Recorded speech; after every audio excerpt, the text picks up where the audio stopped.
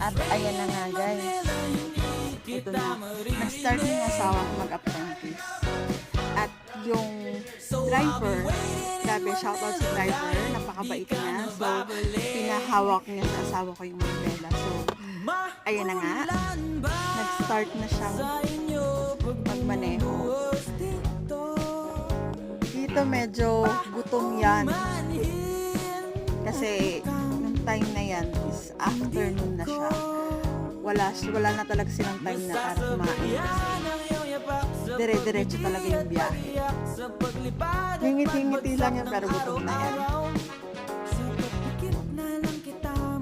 Dito, hindi siya mapakali. So, ayun na nga. Malapit yung matapos yung time.